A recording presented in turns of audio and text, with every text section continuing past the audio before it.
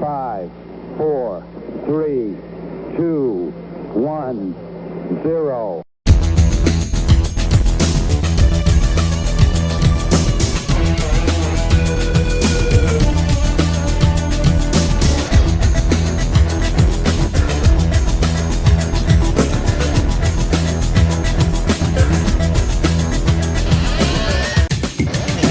This is the Culture Clash. Liftoff. We have a liftoff. Welcome, everybody. It is July 5th, 2024. It is the latest episode of Culture Clash Live here on the Fandom Podcast Network. This is episode 252. And once again, we are continuing our coverage of Star Wars The Acolyte, covering episode 6, Teach-/Corrupt. Going back to the first two episodes that had similar titles like this. So it's going to be a very interesting time to see what is going on with Star Wars The Acolyte. But you know what? I can't talk about The Acolyte alone. I need some people here to help me with it. Maybe one to point me to the light side, or maybe one to point me to the dark side.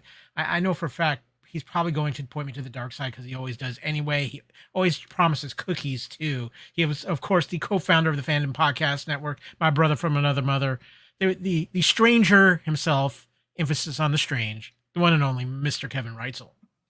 Oh, look at that. I got some dice here, brother. Look at that. What are you? Did you feel the need? Did you feel the need? I was inspired by you. I had to get my Lucky Hans dice hanging here too. So, what's up, man? Good to see you. I'm excited. I got a lot of thoughts about this episode. Also excited to share some stuff that I've seen, as well as some stuff that is coming up. I'm excited, but I'm more excited for someone we have on deck. We have somebody on deck, yeah. He hasn't been on the Fandom Podcast Network in a while, but if you've been following him on his Instagram, you know that he is doing some phenomenal photography work with action figures, because the man knows his toys backwards, forwards, sideways, even in the upside down. It's like Stranger Things all over again. But he is one of our favorite people. He is the one and only Mr. Davis Grayson. Hello, fellas. How y'all doing tonight? It is that voice for podcasting. Excited. The voice for podcasting is back, ladies and gentlemen. It's been a while. It has been a while. So, Davis, it is good to have you on. And we know you. I know after talking to you outside of this, you've been looking forward to talking a little Star Wars: The Acolyte. So, real quick here, before we get into a bunch of stuff, I do want to ask you, just kind of give us what your impressions of The Acolyte have been so far before we get into our discussion of episode 6. Well, I will say this. To give my final judgment, I want to wait till after the episode's done. But the one thing I will say is I think this is the one Disney Plus series that should have been dropped all at one time, because it feels more like a movie cut into separate parts, and I think it would have done better altogether. I think that's a fair point, and I think that's something that for this show especially, I think if it was dropped all at once, people might have a different view of it than getting this piecemeal that we've gotten week by week with it. That's the first time I've heard somebody say that, Kevin. You know, it's interesting. It's not the first time I've heard it, but because of the way that this story is being told and how impatient we are as Star Wars fans, and the mystery that the way the story is being laid out, we're not getting all the pieces, and we're kind of like, what's going on? But they're giving us answers each episode, so to speak. And so, yeah, it's a good point that Davis has it, because, you know, I have some different thoughts now, which I'll get into later. Very true. But before we go any further, spoiler alert, that is right. Spoilers ahead, we are going to be going into the deep dive of episode 6 of The Acolyte. So if you have not watched it yet, please go watch the episode, then come back, watch the video on YouTube, or listen to our audio version of this show coming out later on, and enjoy the ride. But you know what? We don't want to get you spoiled, because we want you to enjoy seeing it for the first time. So like I said, go watch it, come back, join us, join in the chat, and we're gonna have a very interesting conversation tonight. I have no doubt of that. But Kevin, there's some stuff that we need to talk about, because we got some stuff coming soon to the Fandom Podcast Network, and some events that you have to talk about as well. So leading off, a good friend of ours, Kevin, has got a little interesting thing that he's doing this summer. Yeah, a friend of the network, Din Skysinger, he is coming out to California. And if you guys don't know who Din is a musician. His band, his project, F105, is doing his summer tour out to the West Coast. And he's been on our network before promoting some work that he's done of musically, of course. And he's a big Star Wars fan, and he's done some Star Wars songs. He did a Rebel Force radio song for them. He has a really cool song called Rebel Girl. And he's a very accomplished musician. He's from Toronto, Canada. Good guy. It's been a while since I have seen him in person, but we've had him on the network before, of course, interviewing him. And he's coming out for a special event that I'll get into in a second, but I want to give him a shout out here. He's coming out to Los Angeles July 28th. He's playing the Third Wheel. And then on Los Angeles, July 29th, which is a Monday, I'm going to get to this in a little bit more. He's going to be busking outside Scum and Villainy. That means he's going to be playing some music outside, and he's going to come and enjoy the shindig that I'll get into in a moment. July 30th, he's going to be playing Sherman Oaks at the Barrel Tavern. And then he and I are going to head back. I'm going to meet him down there in LA, and then he's going to come up with me up to Santa Barbara. He's going to hang out with me for the night. But he's got a gig at the Uptown Lounge on the 31st.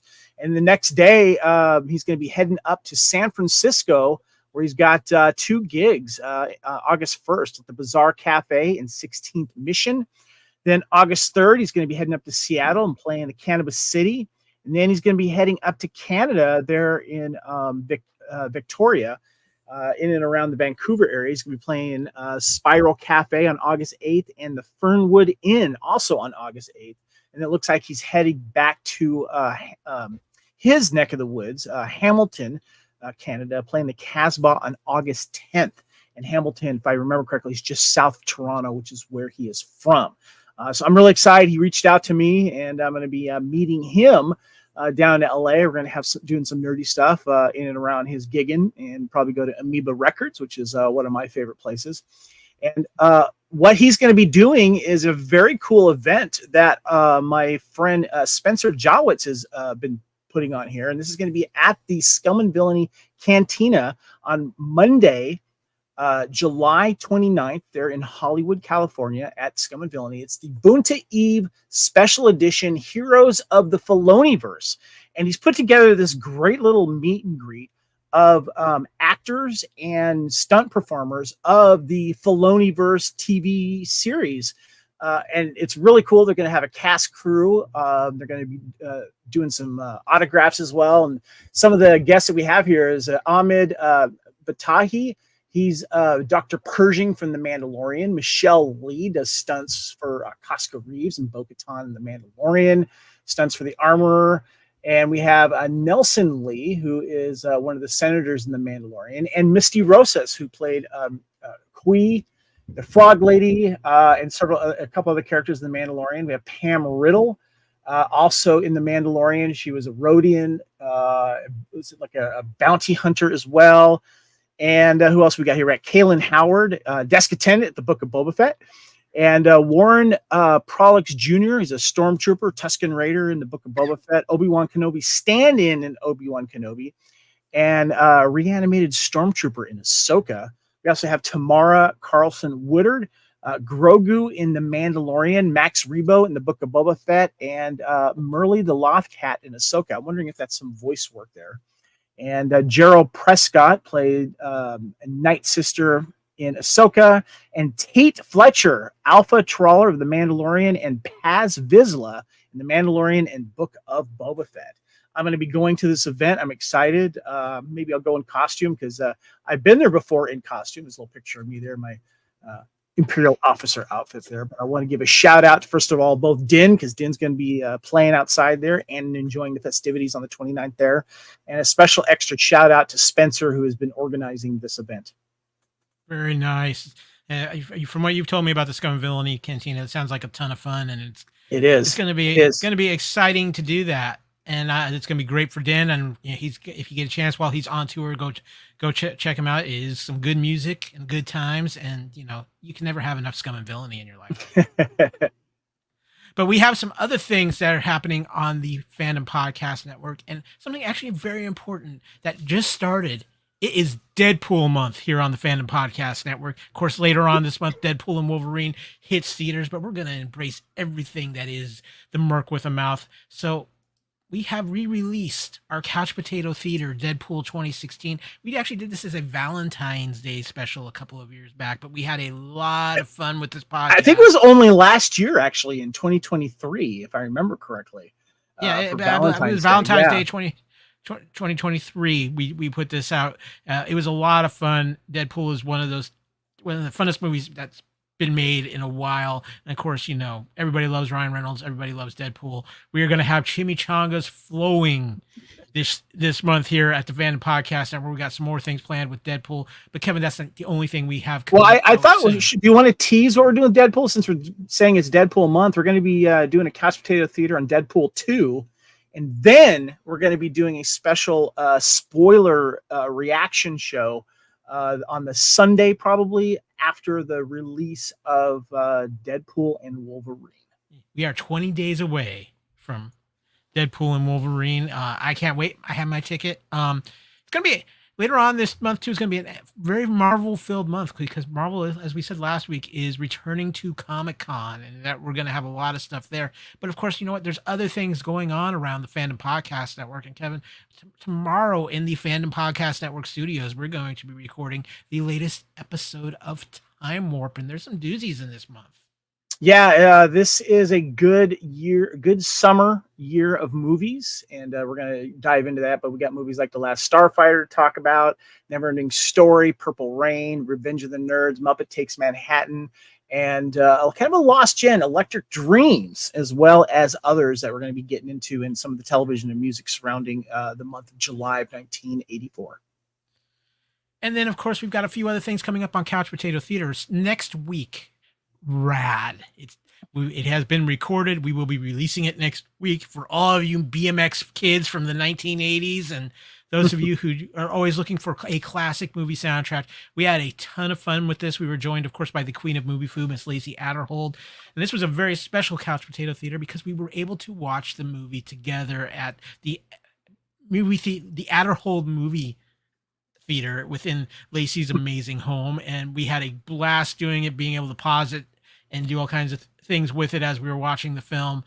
Kevin, this was great. You haven't thrown your back out trying to do any 360s on your BMX, right? No, but I did want to let Davis know there was a mention of G.I. Joe in this episode for a particular reason. You have to listen to find out.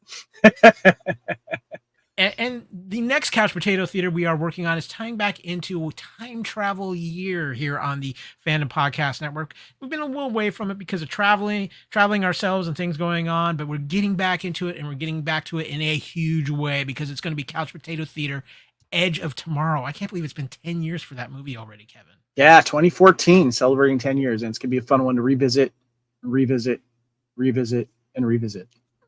and revisit one more time, because I can never revisit Emily. See what I did there? Yeah, but truthfully, I don't think anybody cannot revisit Emily Blunt enough. I'm just saying. This is true, yes. So, and by the way, for those of you that are watching, feel free to jump on YouTube Live during the show and give us some comments when we start getting into the Acolyte here in a moment. Yeah. And of course, Kevin, you've got a big live event, a very special Time Warp. I'm going to try to stomach my way through this on. Well, we like to cover all types of fandom on this. And as you and I are, we are fans of football. You, of course, are a fan of the Kansas City Chiefs, who are recent Super Bowl champions. And I'm a fan of the Raiders. And what a lot of people don't know is there was a lot of, football players that have gone onto the big screen, and the Raiders have more than you think. And we're going to have a special guest, my good friend Murph from Raiders Fan Radio, one of the most popular radio or Raiders podcast, and we're going to have special guest Rich Schmelter on, and he is an author, a big pop culture fan, big sports fan, and he also has written a couple of books on the Raiders, so he knows a lot about them. But he also has some other great books, like the iconic influencer Marilyn Monroe. He has a book out about her. Got a great book called Beast, Bedlam, and Babes about a lot of drive-in B-era movies. He also has a book on Machine Gun Kelly. And Professional Football Goes Hollywood. He has a little thing about that as well. So Make sure you guys check in on that. That's going to be Thursday, July 18th, live at 5 p.m. and 8 p.m. 5 p.m. Pacific and 8 p.m. Eastern. And we're going to be talking about Raiders in movies and television. Yeah, and of course, the greatness that is Howie Long Firestone, and I say that with all seriousness. But guys, it is time to get into Star Wars: The Acolyte. We have episode 6 out. Again, one last chance to get spoiler warnings, as we're going to talk everything episode 6 of The Acolyte. A very interesting episode of Star Wars: The Acolyte, guys. I'm really looking forward to getting into this. But before we get into our full discussion of The Acolyte, I also want to remind everybody, Culture Clash is not the only place on the Fandom Podcast Network to get your Acolyte information. Join our friends Scott, Nathan, and Derek as they pilot the Drunken Guggen throughout all of the episodes of Star Wars: The Acolyte and give you their thoughts and their interpretations on what is happening with the latest show in Star Wars. And yes, we could have called it All You Need Is Kill 2, Mr. Jedi Jones, because that could have been the name. I mean, that was a name internationally of. You're referring to Live, Die, Repeat, of course. Yeah, or Edge of Tomorrow. I think this movie might have more names than some of the roads here in Florida. Davis is laughing at that one because he knows it's true. So one last time, spoiler alert, guys. We are getting ready to dive into the episode. So let's talk a little bit of Star Wars: The Acolyte.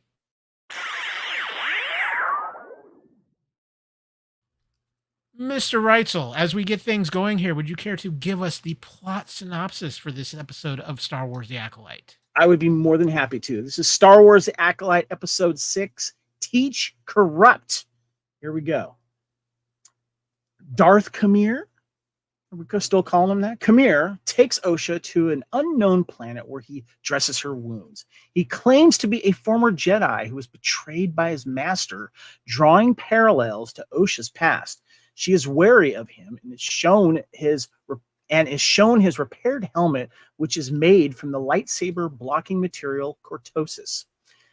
On the Jedi ship at Kofar, interference disrupts Saul's attempts to contact the Jedi Council. A partial message about losing his whole team makes it to Coruscant. Saul asks May to help fix the ship's power, still believing her to be Osha.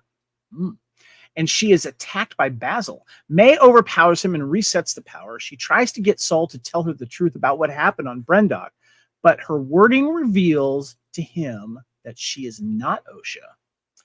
When the ship's power is restored, Saul stuns May and leaves her with just as Venestra and a small band of Jedi arrive to investigate his message. They find the massacre and suspect that the fallen Jedi is responsible.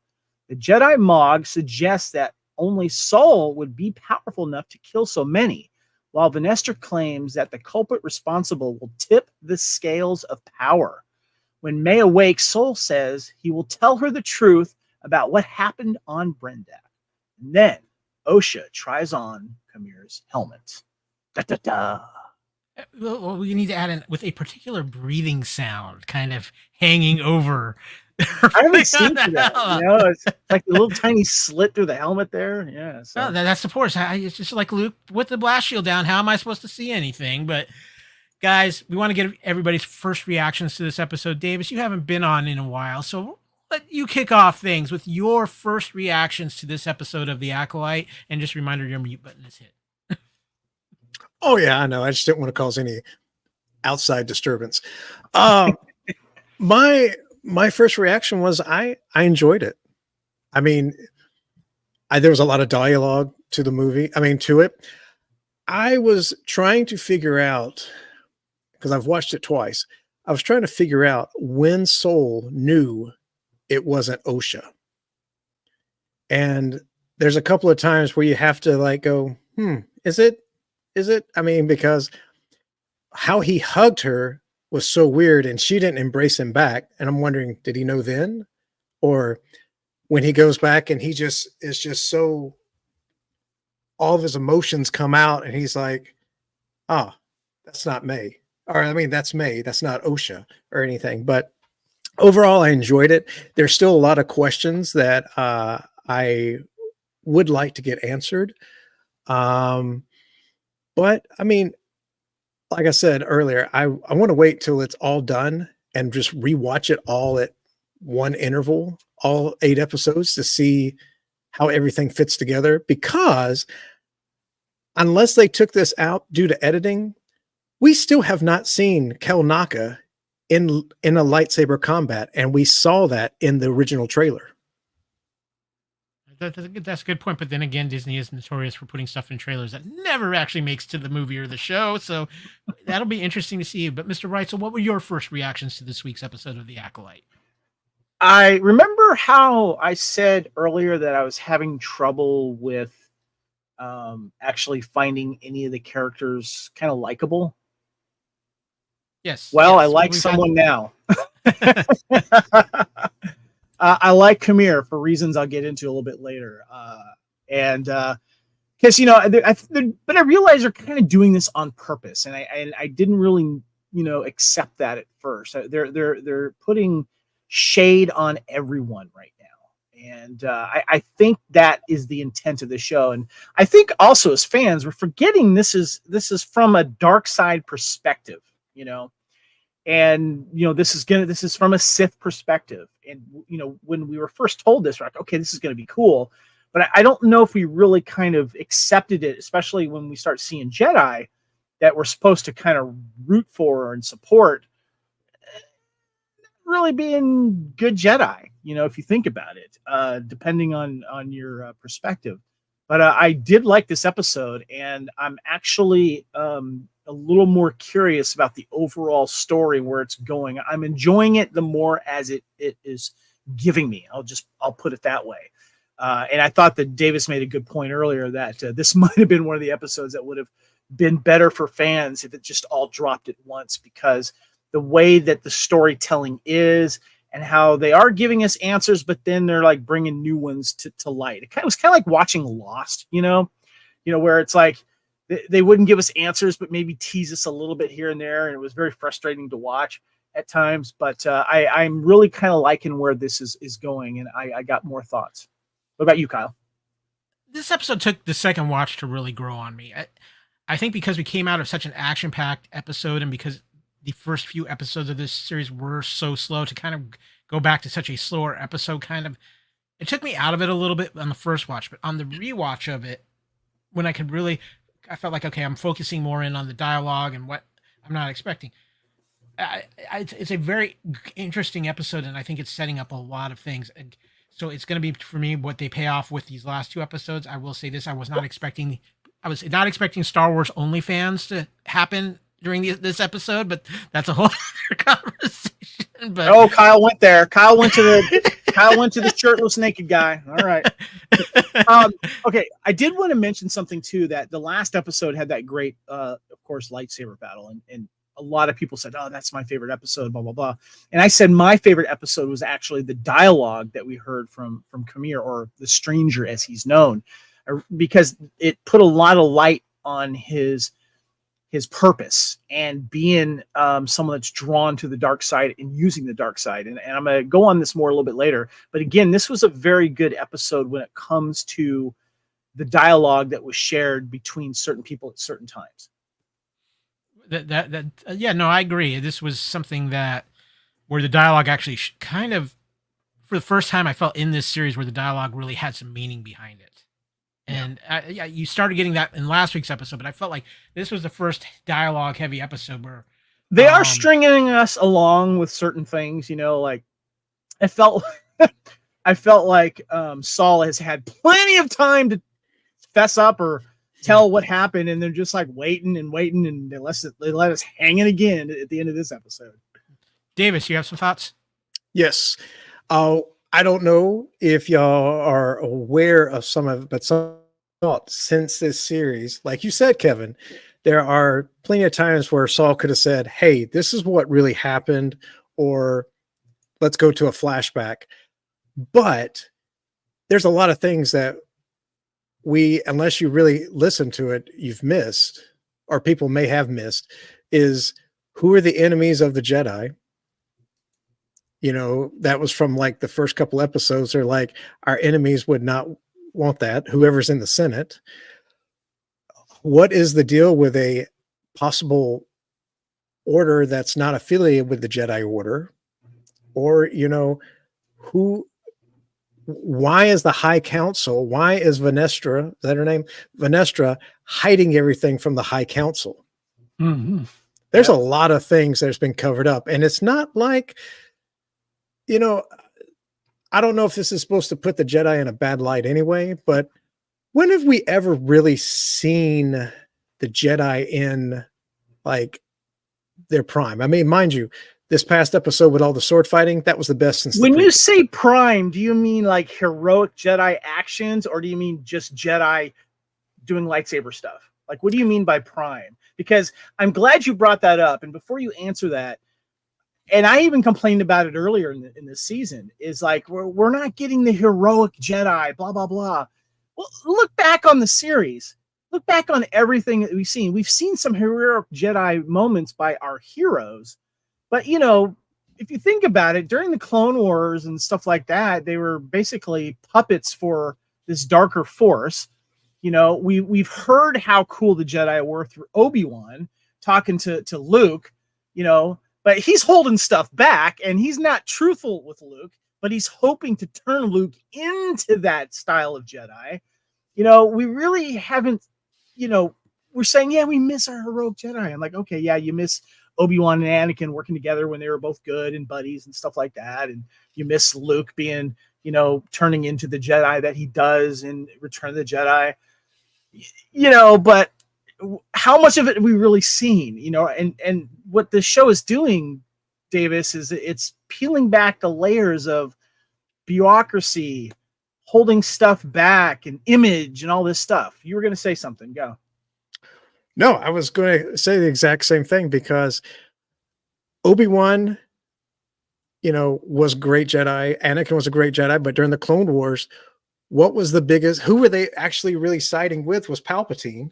Yeah. And even right now, we see a lot of politics. Like we saw this one when Venestra was talking to this one senator about how they wanted to do an audit of the Jedi Order. And you have to wonder, what is going on that we're not seeing behind all these closed doors? And why have we not seen any of the High Council? Who is on the High Council? And Kia di Mandi has a lot to explain when he said, the Sith have been extinct for over a millennia. Yeah. Well, a millennia is 100 years, right? 1,000. Right? It's 1,000 years. Okay. 1,000 years.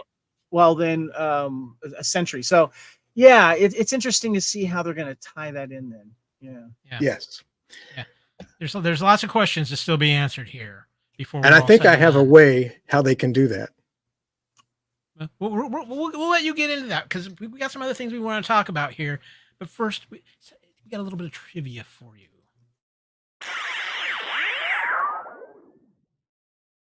Yes, we have a little Star Wars trivia. Kevin, have you found some more Jedi holocrons that might contain pertinent information for us? Yes. So our first bit of trivia here, of course, both of them that I have here are related to Venestra. And the first one is the first on-screen appearance of the Light Whip, an uncommon variant of the lightsaber. They were first seen in the Legacy of the Force novels from the Expanded Universe, also known now as Legends continuity. And they were later adapted into the canon in the novel of the High Republic, A Test of Courage. Got to say, this was kind of a cool little thing here that we got. I liked this. I liked how she used it as well. I thought it was pretty cool. Yes, it was very cool. Obviously, I think we're going to see much more of it in the next couple of episodes. But yeah, very cool. And we got more to talk about that particular weapon in a little bit. But yeah, you can see it here. That is one of the cooler effects of a lightsaber, and we've seen in a while. So yep, very interesting. And we got a lot of Venestra coming up, ladies and gentlemen. Yeah, Venestra mentions that hyperspace travels are unsettling her. And in the High Republic books, it explained that Venestra suffers from disorientation and discomfort in the hyperspace because her high sensitivity causes her to see profound force visions that give her crucial information or transported her to alternate realities. which she struggled to control as a young Jedi and was something that drained her physically and mentally. Interesting. Yes. Alternate realities. And just to say, Dave Manfield, looking forward to more Whip. I feel like there should be a song in there somewhere, Kevin. Yeah. Yeah. Whip it, guys. Whip it good. Well, shouldn't have that like sound? But we've got a little bit more to talk about here too, because we have a couple new additions to our cast as well this week, Kevin. We got to see a couple of new Jedi. One in particular be introduced. Did we put up David's comment? I didn't see. I was talking. Yes, I did. We got David's comment. Perfect. David said, "Looking forward to more Whip." Yeah. So we go ahead. Go ahead, Kevin. No, go ahead. So we got Harry Trevaldwin, who plays Mog Adana. It looks like the apprentice or pupil to Venestra. That's the way I'm seeing it. You guys seeing that too? Yeah. Maybe a Padawan, maybe an aide to Venestra, even, because she doesn't treat him quite like a student. It doesn't feel like she's treating. He's got the Padawan braid still going on. He also looks like he is auditioning for Train Spotting 3. Just gonna throw that out there right now. But yeah, interesting character we have going on. It seems close to her. So I don't know. I'm kind of wondering where they're going to be going with him. What are your thoughts, Davis, on this character? Well, it's, as Rebel Force Radio said, and then there's Mog. Time by Jedi Jones. That's funny. He seems like he knows Venestra relatively well, because he's like, I know this. You're going to go with us because hyperspace makes you sick or anything. But he was very quick to point out, it could have been those bugs that attacked the colony on Kofar. And then he's like, lightsaber battles. Oh, Soul could have done that. Or, he was just throwing out, hypotheses left and right. So, you have to wonder, like, how far along his Jedi Knight training is, if he's even a knight yet. David says choices matter there. Mog is quick to assume the worst in every situation, like the Debbie Downer SNL skits, Kevin, could he be the Reg Barclay of the Star Wars universe? The Reg Barclay. I love that. Yes. He redeemed himself in Voyager. Come on now. Yeah, no, well, I'm just saying. He does kind of. I got to tell you though, guys, he does feel like he might have a red shirt on. I'm just saying, he might have some red Jedi cloak on. Davis made some good points about it. He's the first to, say what we're thinking. Yeah. Exactly. But guys, it's time to get into some of our main points of this week's episode.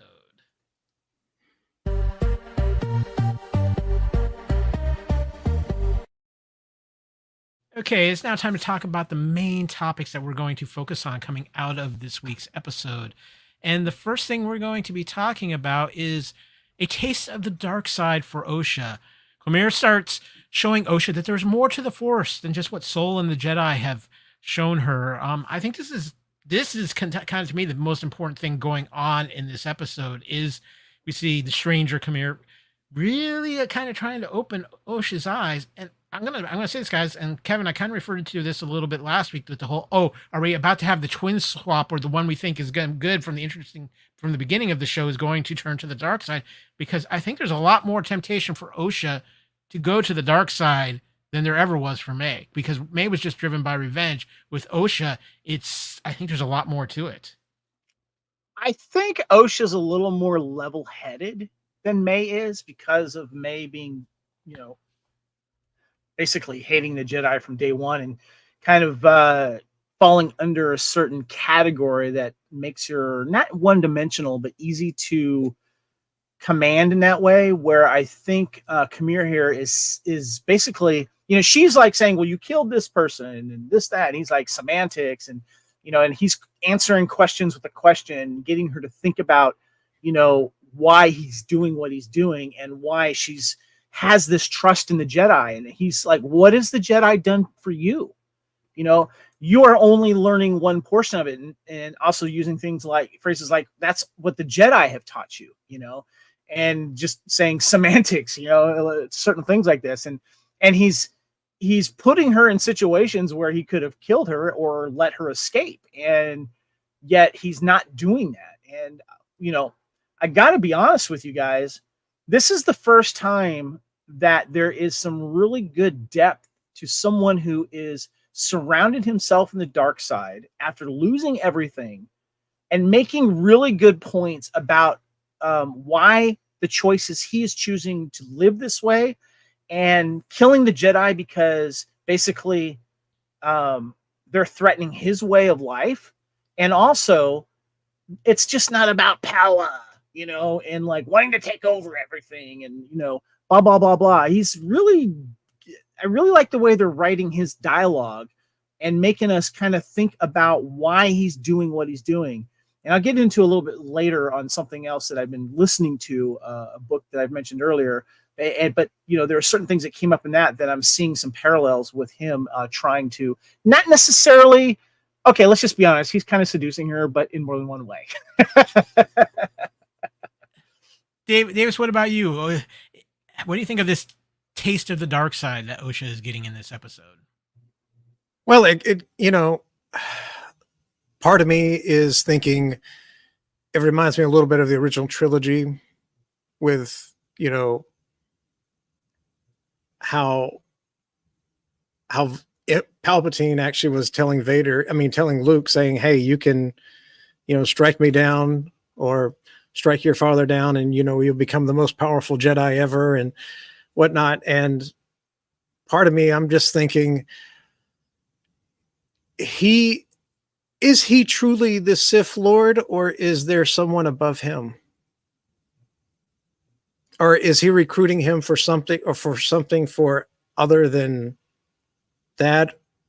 Not just on a professional level, but also a personal level. Yeah. Well, and David here says Palpatine does say in the Revenge of Sith, there's more to the Force than the dogmatic view of the Jedi, and that is very true. I think for me with this topic is, and with Osha in general, is truthfully, I think Osha is, they've been playing it up in the entire series that May has a stronger connection to the Force with just the power side of it. But I think Osha is actually probably going to end up being this more powerful Force user because of how her personality is. And when she just hasn't had her opportunity to fully tap into the Force yet. And whether it's because of she gets more of an open mind by seeing things from Kamir's point of view and having the training she's had with Soul, or if there's something that's been holding her back because of her own emotions and doubts and things that she's been through, where with May has just always given into her emotion. Osha hasn't. So I think that's something. And could it be putting on the helmet is something that triggers Osha in a way? I like too that we saw that the cortosis that he's using in some area is in the cave that he's at. She notices that it's growing up, and he's like basically in a cortosis cave. I thought that was a very cool thing. He's also much better at repairing his helmet than Kylo Ren ever was. Jedi Jones says, listen to him and think this does not sound like either Jedi or Sith. Here's a wild Sabbath card. The middle, then center. I'll just say it, Ren. Well, that's what a lot of people are speculating on, Davis. Yeah. I mean, he does. If you look at some of the comics for the original Ren, he looks very similar. And the whip marks, you have to wonder. I mean, yeah, we're going to talk. Very good eye, because we're going to talk about that as well. But let's get into topic 2, because it's time to look at the other side of the coin. We've talked about Osha, but let's talk about the other side of this episode. Saul with May in tow. Of course, unlike Kamir, Saul first doesn't realize it is May that he has with him. He still thinks it's Osha. And we're seeing a different side of Saul because he's very much, his emotions are getting the best of him. And obviously having this meeting with a Sith has really thrown him off of his game. Plus the guilt he's been carrying around for whatever happened 16 years ago. Plus his own affections for Osha. We are seeing a Jedi who's way off balance in certain ways right here now, not quite knowing what to do with himself. And then, of course, him figuring out eventually that May has taken Osha's place, but a lot more going on with Soul here than I think really even with May, even though we see May trying to do a few things and her own subterfuge, which gets kind of fostered out by Basil, and of course to the heartbreaking factory reset of Pip, which I'm not thrilled about. But just like an iPhone did a reset with the iPhone. I noticed that. Yeah, exactly. If you look, she just basically did an iPhone trick there. You know, it's funny. Sorry, Kyle. And David puts in, Saul knew it was May when he told her to take the wheel. I think he had suspicions. I don't think he knew 100% for certain. And May seemed to handle herself flying the ship. I think it was more when he asked her to go do the repairs that became. So I got a silly little theory here. It's silly, but just go with me here. Do you think that you notice that Saul wears gloves on both hands? Vanessa wears gloves on both hands, but there's other Jedis that don't. I think what's his name though that got his neck cut. I know. Lord. I think he had gloves on both hands, but most Jedis don't wear gloves. I mean, Anakin did because he had his hand chopped off. But I just thought it was kind of interesting. I don't know if they're doing that on purpose to kind of add some shadow to the character. Why is he wearing gloves? Why are they wearing gloves? You know, I mean, if you look at the prequel trilogy, and the only time they're wearing gloves is usually when they wear special outfits. I'm just saying, it's just something I've noticed. Might not be nothing, but he looks a little more sinister wearing the gloves all the time. I'm just saying. Real quick, Davis, I think it's because the Jedi have some kind of sales contact with Isotoner. I'm just saying. Some what? Some kind of contract with Isotoner gloves. I was just going to say it's carpal tunnel. Reduce that from setting in. So does that mean in Star Wars canon, do the starships have a glove compartment? Yeah, you got to think so. Sorry. It's going. Hold on. We're seeing dark stuff here from Saul, guys. We got to hit this. I mean, this has been a theory for a while. Like, you know, there's also been a theory that, you know, he could be the father of Kamir or something, and he's hiding something, and now he's about to spill the beans, but then it goes to credit, or, you know, after, what's her name puts on the helmet, you know, so we're going to find out more next episode, but there's some shady stuff going on with Saul here. Davis, go ahead. So, and I hate to say this, but I just have to wonder. Okay, we've been pushed off a couple of times already saying, I will tell you everything when we get back to the ship. And then now we cut to another scene where he's like, you're going to listen to me and you're going to listen to everything I say. What if nothing gets said and it's waiting for season 2? If there is a season 2, there's no confirmation of that. I think we'll find out before before we get through the 8th episode. Yeah. I think we have to see a flashback. Like David said earlier, we saw Kelnaka, you know, doing some lightsabery stuff. So I don't know. Yeah, we have to see a flashback. We have to. Yeah. I think if they don't show us some kind of flashback and show us what happened, I think there will be riots in the street. But that's one of the things. But I think the other aspect of this is seeing Soul kind of dealing with this and the emotional effect it's had on him. And as all of this stuff is happening, and the doubt he has in himself, and just, you almost wonder if he knew he was going to say it because he knew he was talking to May, and he knew he wasn't talking to Osha, and maybe it was easier for him with that, knowing it was May he was talking to. And obviously it's something I noticed, and guys tell me if you think I'm wrong here. You see May softening a little bit. You see May kind of like, she's seeing Soul in a different light. It almost feels like at points in this episode. Yes, she's still powered by her revenge, but she had more than one opportunity to take Soul out, and she didn't. And so you're wondering now, as she's finding out that Soul has more information, things to tell, is she waiting for that? Well, we have to keep in mind too, a few episodes ago, before the big lightsaber duel and the death of the Jedis, she was going to give herself up to the Jedi and explain what was going to happen. So she's caught in the middle there as well. So David says next episode is the flashback. I hope so. Yeah, that's what I'm thinking too. And then Jedi Jones, no doubt. Would you say he is wavering on the Soul Train? First Soul Train drop we've had. Well played, David. Well played. I'll give you a slow clap on that one. There you go. It'll be interesting to see how this plays out. I don't care just as long as I have real Pip back before the end of this season. But that is going to bring us into topic 3, and this is the one I'm actually most intrigued to talk about because, guys, Venestra is hiding a lot of things, and I think she's trying to. I don't think she's interested in necessarily helping her fellow Jedi as much as she is interested in covering her own ass, because I get a feeling Venestra knows exactly who Khmer is. She wasn't 100% certain until after the battle and hearing what had happened of what she sent those Jedi into. And I'm just going to say it now. I'm going to throw my theory out right now. And I know a lot of other people have been throwing on this. I think Venestra was Khmer's Jedi Master. And when he started questioning her or found out something about her that forced him to want to be expelled by the Jedi, those scars we have are from a certain lightsaber whip.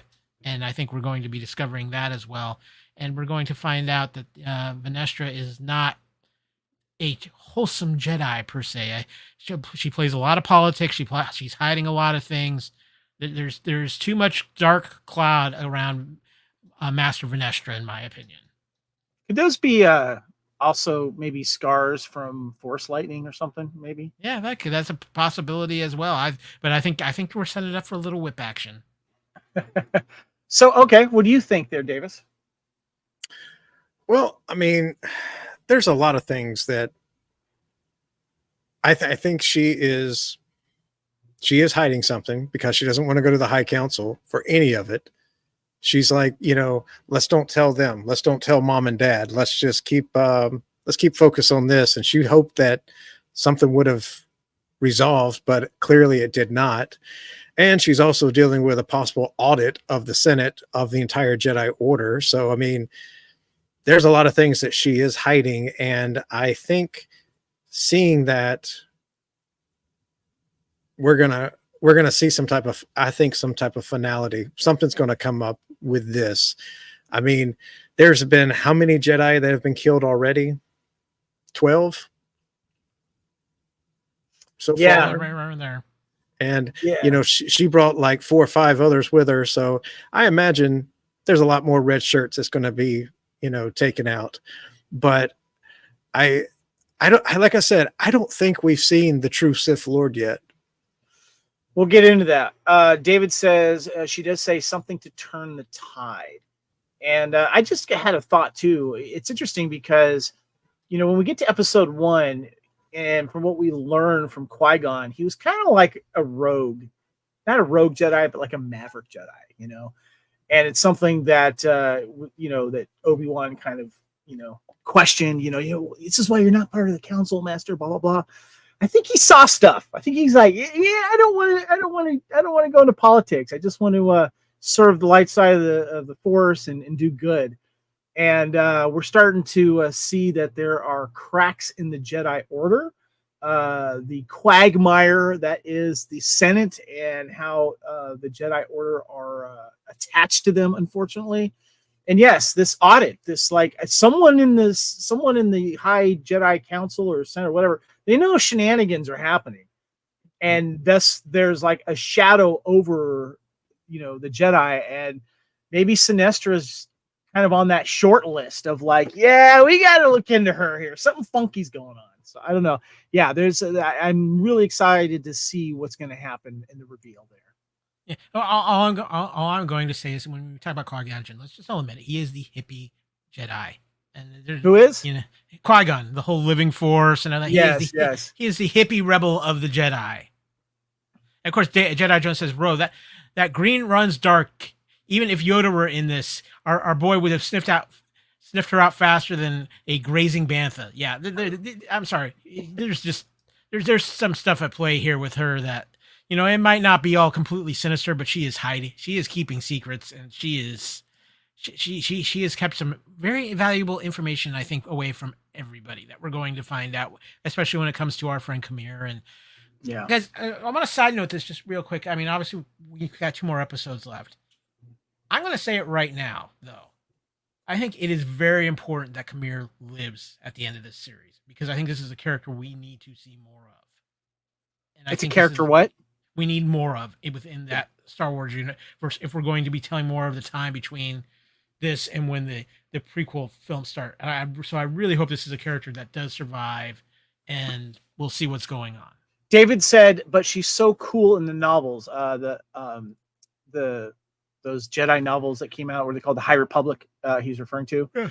I'm not familiar with them, but yeah, if she is cool in novels, then obviously something has happened, and now not so much is the way they're painting her. But it's nice to know. I'm assuming, David, when you say that she's cool in the novels, that maybe more of a stoic Jedi. Maybe, I don't know. Was there anything in those novels that lets you know that she has a dark side, so to speak, or hiding something? So obviously something happened, and maybe Venestra's, part in whatever this is will come to fruition at the end of this season. Well, you know what? David talked about novels, and that's a good transition because, Kevin, you specialize in Point 4 in our fourth topic for this episode. Yeah, so I brought this up a couple episodes ago. I got this, Kyle. The Darth Plagueis novel, which is not considered canon, but the name Darth Plagueis is, and I think they also released a Darth Plagueis figure, I think. Mm-hmm. And you find out in the novel, in my head canon, this thing is canon because it's done so well when it matches up to all the events during the prequel trilogy. But the picture I have up here is the book Darth Plagueis, and also the Bith character that you see there is Darth Tenebris. And then the Mune character on the right, art done by a good friend of ours, Joe Connery, great Star Wars artist. That is Darth Plagueis. Okay, He's a Mune, and his master, Darth Tenebris, which should be around during this time that this series is taking place. Should be. Now, Darth Plagueis obviously killed Darth Tenebris. I believe he poisoned him. And I'm listening to this audiobook right now, and it's fascinating because the planning and the ideas of the Sith, and when Kamir talks about wanting to learn the Force his way, and the Jedi want to not let that happen, and he wants to do the things the way he wants to do, there is a lot of parallels in this book of the intentions of Darth Tenebris, and then when he is killed, Darth Plagueis teaching to a young, of course, Palpatine, who is, of course, Darth Sidious, and what they want to do eventually to the Jedi and unseat them from, the shadowy worlds that they're working on and stuff. So my question that I want to throw out there, and I've heard this before, are we going to see either a Tenebris type character, or is Kamir a Tenebris character? Are they going to change the character of Tenebris? Are they just going to ignore it, and then maybe Kamir is? Or is Kamir, he says he wants an acolyte, a pupil. There is the theory that, well, maybe he is the pupil, but his master's somewhere out in the shadows, and he's doing this on his own. Or is he the new master, and then he runs across Tenebris? Who knows? But I just want to throw this out there. Do you think that even though Plagueis is canon, when is Plagueis going to come into this? I'm kind of curious. And this is one of the things that I want to know by the end of this season. Are we going to get an answer to that? Are they going to go with, because they've been pulling from, Legends material all through the Disney era, and they have done that in this series. So I'm curious if they're going to reach that far, or maybe just change the race of Tenebris to this guy. Who knows? So I'm throwing stuff out there. I don't know what's going to stick or not. Davis, you're a guest. What do you think? Well, first, Darth Plagueis is read by Daniel Davis. So if you have not ever listened to that, definitely he played the Professor Moriarty on Star Trek: The Next Generation, and he's also in the Nanny. He was the Niles. Niles, yes. Also, just from a different point of view, if there's $156 million an episode, we better have a alien freaking Sith Lord. I mean, come on. I mean, how great would that be? Yeah. But at the same time, I mean, I think Darth Tenebris could be that, could be the Sith Lord. I know in an interview with Leslye Headland, she said that we would see two Sith Lords, at least two Sith Lords by the end of this series. So I don't know if she refers to Osha or May or Kamir, or if she's actually going to be bringing in Darth Tenebris and Pelagius as well. So who knows? But I think it would be really cool to see an alien Sith Lord just Me too. come in here and just kick some ass. I mean, Yeah. Kyle, what are your thoughts? I think they're going to do something with it. I just, to be honest, considering how how it feels like with the Disney Plus shows, they've dragged out some of the storylines, and especially like with Mandalorian stuff, where we think we're going to get something, and we did, but it was much later than what we thought.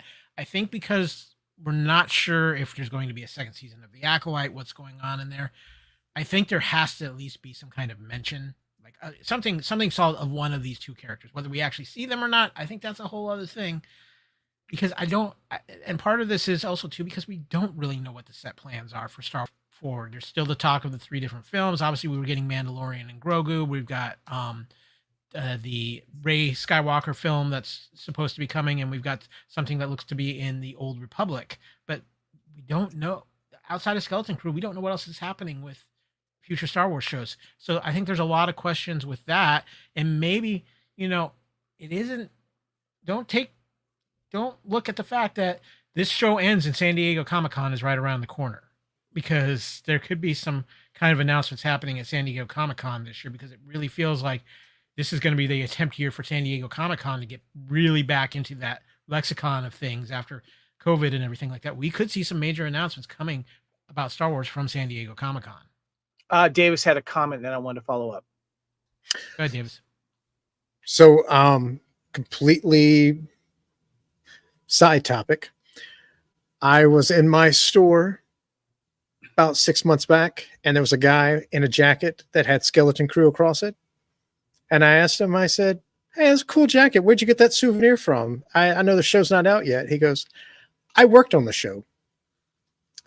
And he told me he was one of the prop designers.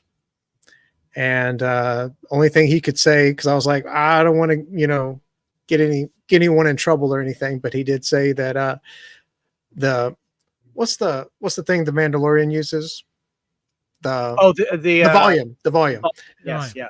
The volume was used. Yeah. But I don't know why it's been delayed. So that was just a completely separate topic. It was just cool to be able to talk to him for a few minutes. And, who would have thought, living in upstate New York, he would have been there in my store. So that was kind of cool. I just want to end this last topic it would be a lost opportunity to not tease Darth Plagueis in some way with this. I don't know if this show is going to be picked up again. I like the idea though of Kamir living, but there should be something that ties us to that famous line in Revenge of the Sith. Since Darth Plagueis, the book, is not considered canon anymore, is in my head though. But I just wanted to end on that. Jedi Jones says, I've said this on my own pod for years, and at this point, we are seeing that everything is slowly but surely falling back in on itself. I think we've seen that. We've seen a lot of things from the Legends being slowly brought in, but I think it's still they're still sifting through the sandbox, as they say. So it's going to be interesting to see what happens. But Kevin, you have a few fun moments from this week's Acolyte. Yeah, I picked a couple of fun moments I just wanted to touch on and get your thoughts on here. And one of them is, I love these cute little animals. Looks like a mom and a dad and a little baby. Definitely not porgs, but I thought it was kind of cute because you see like the mom and the dad kind of caress their little noses. I thought that was really cute. And I heard that these were practical aliens, so I thought that was kind of neat. And I got to give it to Venestra's ship here. This thing is pretty badass looking. I love it. It's a little menacing. It doesn't look like a Jedi ship. It looks like this kind of like Predator bat type of ship, and I thought it was like badass. And it's like, when you look at villain starships, they look kind of villainy. Especially like one of my favorites of all time is what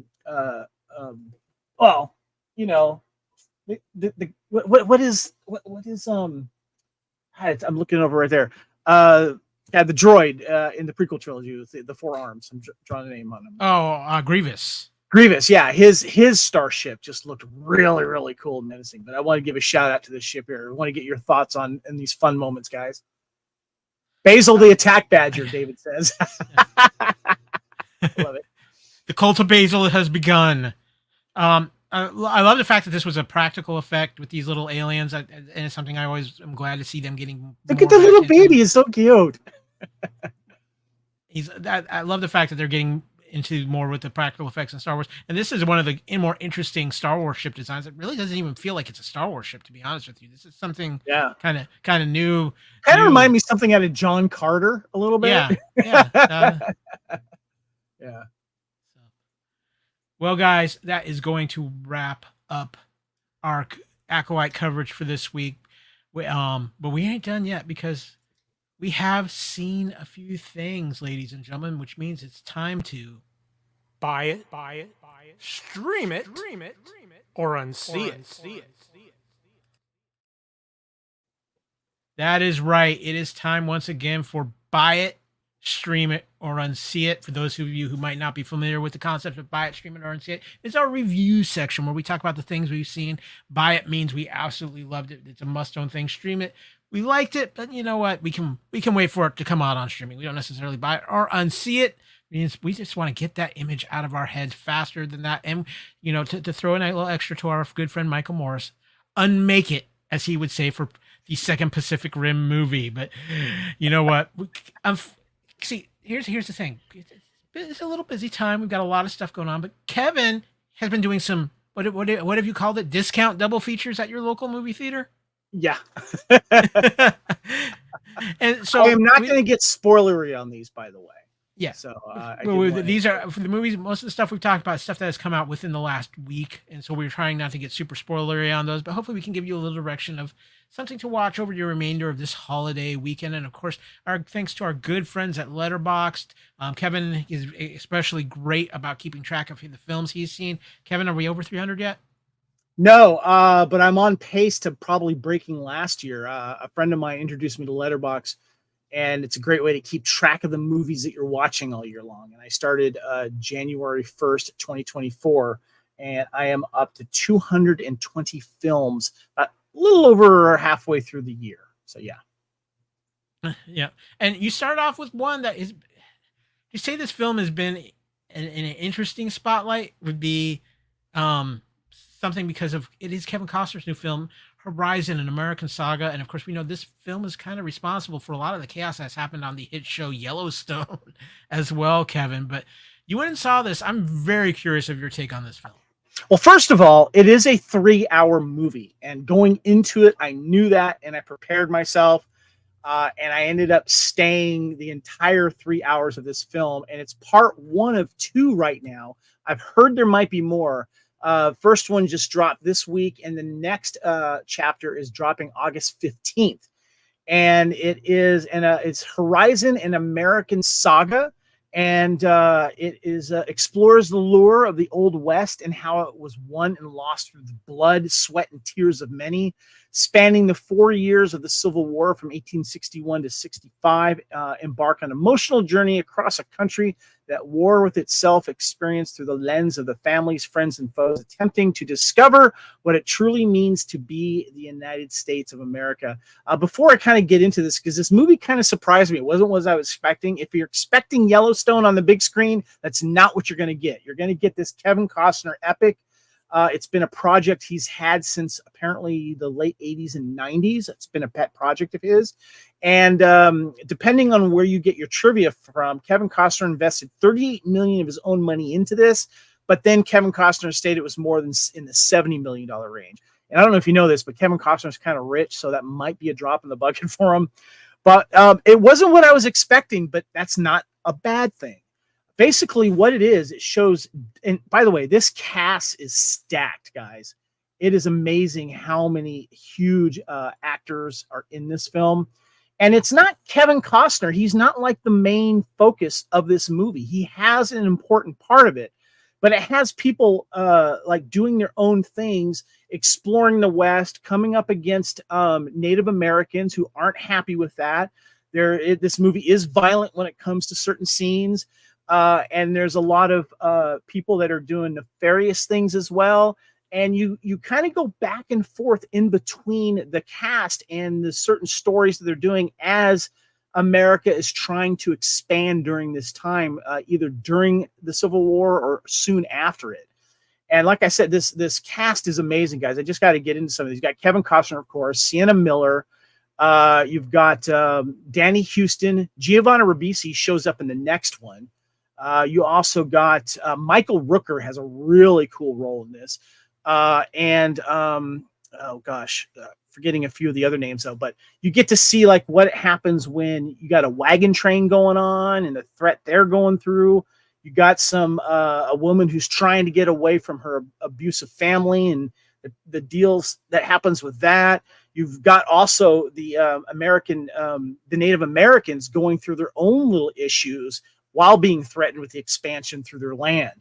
And I got to tell you, I was sucked right into it. It's beautifully shot, and I'm looking forward to the sequel. Well, the next chapter anyway. I do recommend it. It's worth seeing on the big screen because of how big it is and how it is shot.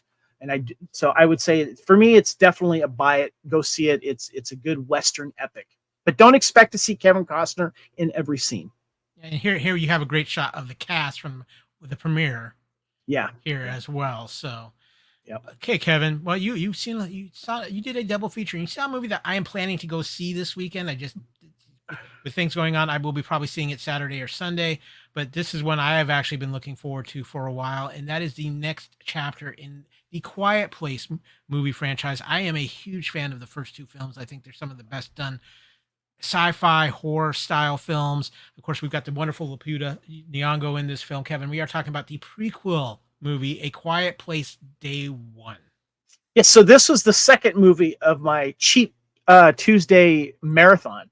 And the people there at the theater that I go to, they're starting to recognize me. Like I go in there like on a day and I'll just spend the day after work watching a couple of movies on Tuesday because they're cheaper. So, and this was the second one after I saw Kevin Costner's film.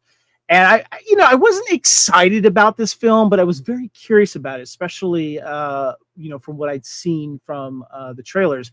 And if you've seen the first two films, you realize, of course, that these aliens land on Earth and they're ferocious and they hunt and feed on sound. So that's why you got to be quiet. And this takes place in New York City in a metropolitan area. And it's day one. You get to see what happens when these guys land in Manhattan and the havoc it wreaks. And my takeaway from this film is three things. Lupita Nyong'o, I'm not sure if I'm saying her name right. What's her last name? Is it Nyong'o? Lupita Nyong'o. Yeah. Oscar-worthy performance, if you ask me. And I don't want to spoil why she is what she's doing, but she was great in this film. So that's the first thing I want to mention. The second thing, the character in this movie steals scenes here, Kyle.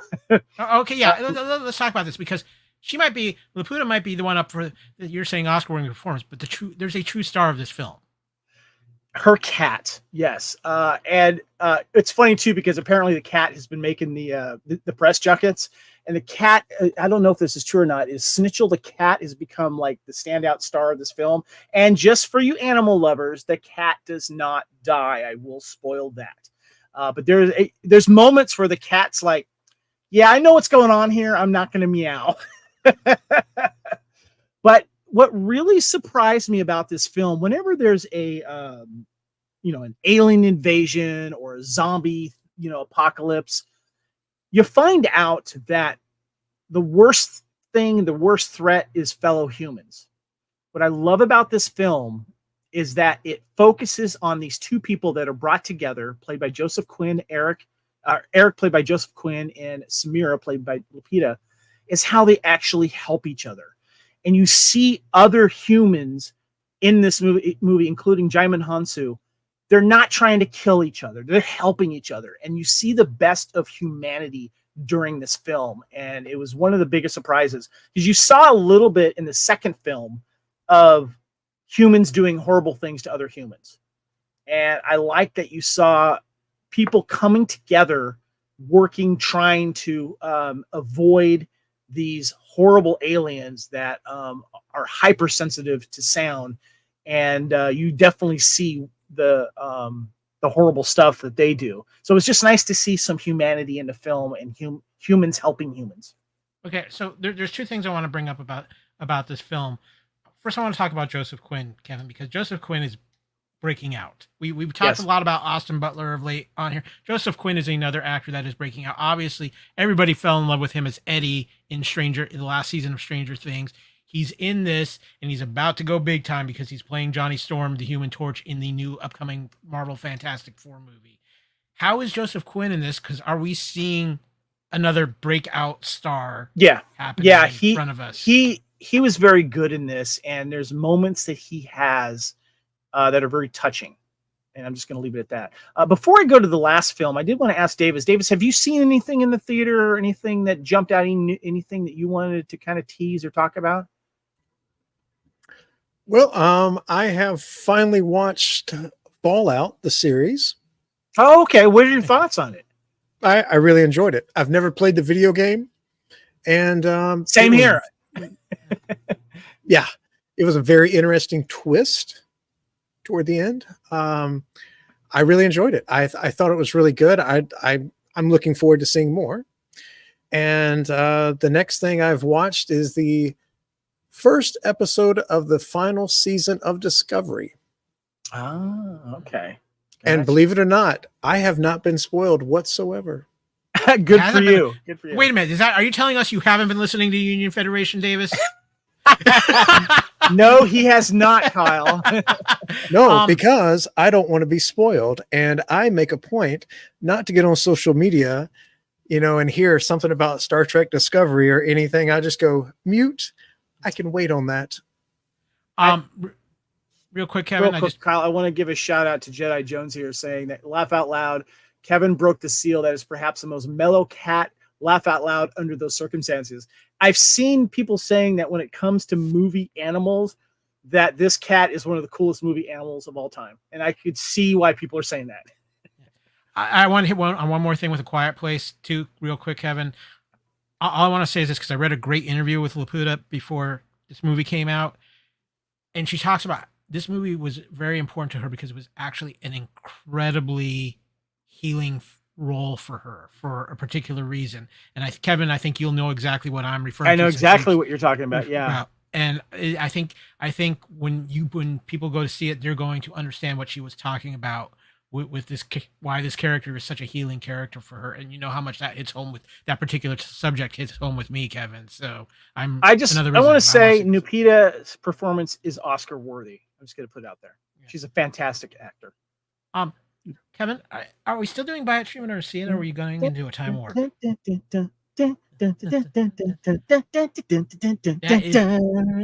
you can't figure it out, that is right. On July 3rd, Netflix released Axel F. Beverly Hills Cop 4.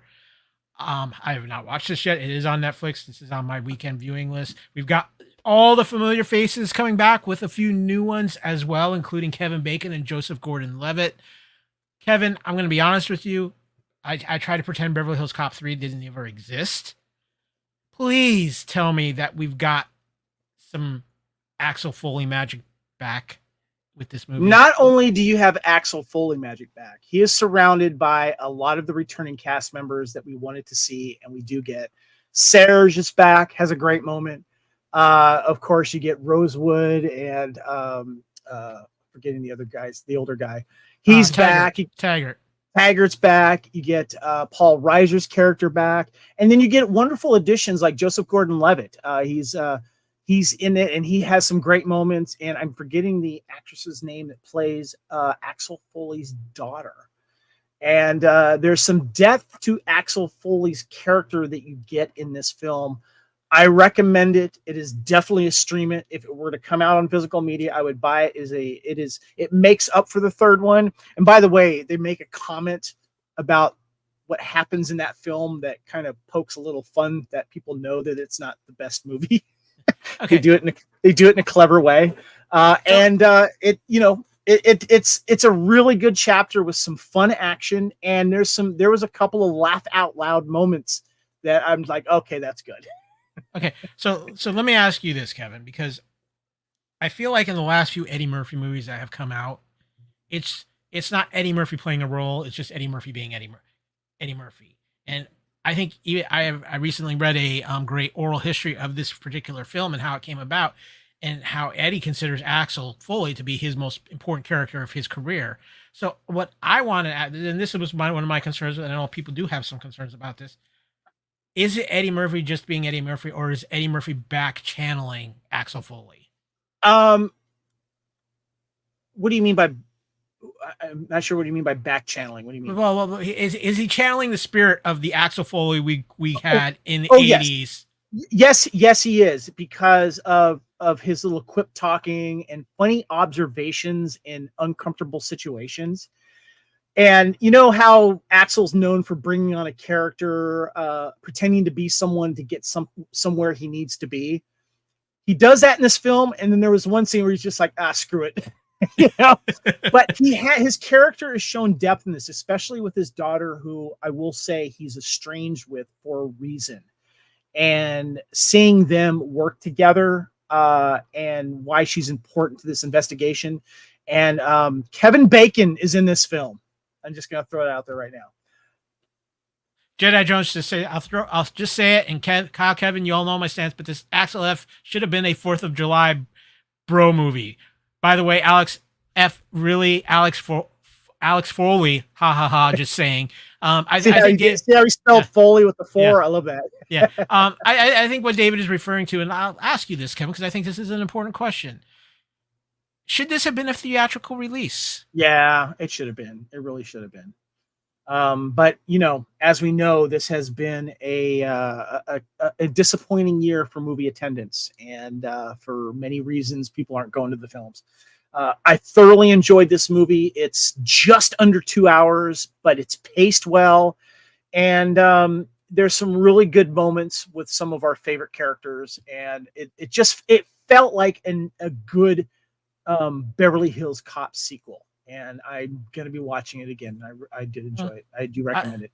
I hope then that it leads to another one that maybe does get out into the theaters the next go around then. So yeah, we will see what happens. But guys, it is time to wrap things up. This has been a wonderful edition of Culture Clash episode 252 as we continue our coverage of the Acolyte, and that is what is coming up ahead. Can I ask a quick question, Davis? I wanted to ask you, is there something out there, you as our guest, are you looking to get out to a theater? Is there something you're looking forward to? He's thinking hard. I do want to see Deadpool versus Wolverine. Okay. I do have a little bit of a backlog of things I need to watch. But yeah, I think really Deadpool and Wolverine is about the only thing I really just want to see. I've finished watching X-Men 97, finished watching Fallout. Jedi, the Acolyte is going on. Yeah, there just really hasn't been that. I mean, Star Trek Discovery, I want to finish watching it because I have thoroughly enjoyed ever since they went to the future. But yeah, that's really, like you said, there's just not a lot of, it's just a lot of lackluster going to the theater this year for some reason. I don't know why. Yeah. I think from some of the stuff I'm starting to see rolling out that they're talking about for the later in this year, including Gladiator 2, the new M. Night Shyamalan movie, The Trap, a few other things that I think we're going to see announced at San Diego Comic-Con. I think we're going to see some rebounding in the theaters, but in the last half of this year, mainly because a lot of stuff that was delayed from the strike is now going to start be making its way out. But I'm going to tell you, the one I'm waiting for, as far as obviously Deadpool, Wolverine, but I can't wait for Twisters, Kevin. Oh, I know. Yeah. I one of the biggest problems that people are having is just the cost of going to this film. I bought 2 tickets to go see Wolverine on Thursday, the preview night. I'm going to see 3D first and then go to the IMAX. And that's not cheap, especially if I get popcorn and stuff. But you know what? If you really want to do costing, almost everywhere, these cheap Tuesdays are a thing, and they have noticed that spike in attendance of these films are happening on Tuesday. And even over in Australia, with my lovely wife Erin, they even have a cheap Tuesday there as well. Yeah. So, well, we will definitely be going to the movies because both Kevin and I are huge movie going fans. It's just having the time, and I'll believe it when I see you go back, Kyle. Come on, get back to the theater. You know I'm going. You know I'm being there for Twisters and Deadpool, man. You know Davis, I'm being there. Davis, did you have something?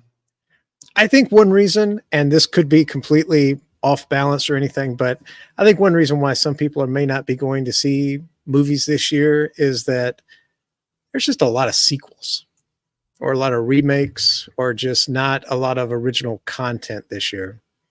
And I think some people may just be burned out with stuff. I mean, and let's just say some people may just... Stuff's getting released sooner on streaming too, and people are just going to wait that extra month or two and just spend the $20-$25 and watch it on their 75, 80-inch TV. So yeah. I mean, that's how we went to watch. We went to a drive-in to watch If. Yeah. Cute movie, but that was like a month or so ago, and it's already on digital. It's already on Paramount Plus. Yeah. No, and trust me, that is going to be a discussion we're going to be having heavily here on the. Thank you for everyone in the chat. I want to give a shout out to Jedi Jones, David, and everyone else that is watching. Appreciate it. Thank you guys for chiming in. Yes, absolutely. And of course, we are going to be continuing our Star Wars The Acolyte coverage next week. Davis, thank you so much for joining us as well. Of course, this is Culture Clash. It is the flagship show of the Fandom Podcast Network. We want to thank all of you for tuning in on the YouTube channel. Please like, subscribe, share us out. If you're listening to this on the audio version, to whether it's at fpnet.podbean.com, iTunes, Amazon, all the most amazing podcast catchers out there, please give us a like, give us a subscribe. Kevin, you got something you want to throw in? I just want to say I've noticed that some of the numbers have went up at the end of our show here. If you missed the beginning of our Acolyte breakdown of the newest episode, this thing's going to be on YouTube. Feel free to just go ahead and watch it and listen to it from there, and the audio will drop soon. Yeah. Yes. And finally, once again, one more reminder, we are not the only place covering the Acolyte here on the Fandom Podcast Network. Our good friends at What a Piece of Junk are taking that drunken Guggen, putting it into hyperspace, and they are covering every aspect and every angle of the Acolyte, and they're doing it in their own unique fashion, and it's a lot of fun. So make sure to check out those episodes of What a Piece of Junk, not only the video versions on YouTube, but again, the audio podcast as well at fpnet.podbean.com. Kevin, real quick, where can people find you on social media? Spartan_Phoenix, X, Instagram, of course, Threads, Letterbox. That's where you can find me. And of course, on the Fandom Podcast Network and on Facebook. Davis, it's so great to have you back on the Fandom Podcast Network. We hope we have you back much sooner to discuss things. But for those of you who don't know, Davis is a huge toy expert. I mean, the man knows his toys. He does some amazing custom work, and more importantly, he does some absolutely amazing photography that I'm sorry he will go all humble on me. He should be doing professional action figure photography. He Hasbro, call this man. You trust me, you need him. Davis, where can people find you on social media and see your amazing work on social media? You can find me on Instagram on Springer_2017. Find me on Facebook. I don't post that much, very rarely, but on occasion I do. And I also have another Instagram account, Peregrine Outpost, which is my part of the world building, where you actually get to, with many other stations and outposts, people have been doing world building for 3 3/4 inch scale figures, and they have been building their own outposts, because so many people would like to have a place to put their action figures, and people have been building their own outposts, bases, transports, ships, everything. And all this custom figure thing going on. That's really cool. It's such a cool environment. And so I'll post, on there as much as I can. I've been actually creating a few things here and there. I just finished a couple of things, and I've got about 6 or 7 more things in the pipeline right now. So again, make sure you follow him on Instagram, where you can see a lot of his pictures and a lot of his amazing work. And like I said, guys, it is top notch professional level, and it's absolutely amazing. But for us, it is time to wrap up this edition of Culture Clash. I want to thank all of you listeners out there, everybody who's been watching for us on YouTube. Thank you for all who's participated in the chat. It's always a pleasure to have you guys join us because you're the reasons why we do this. My thanks to Davis. My thanks, as always, to Kevin. Hey, thank you, joining me Davis. here. Thank you. It's Deadpool month here at the Fandom Podcast Network. True Believers is going to be returning, covering a lot of things Deadpool. We have Couch Potato Theater, Deadpool out right now, our re-release of that wonderful episode. We are going to be doing a CPT on Deadpool 2, and of course we're going to have a special covering all things Deadpool, and we're hoping we have one of our good friends who is an absolute Deadpool expert healthy enough to be able to join us. Get well soon, Kat. We miss you. Until then, guys, as always here on the Fandom Podcast Network, the most important things: respect each other, and even more important, enjoy your fandom. And with that, we have done this thing, and we are out of here.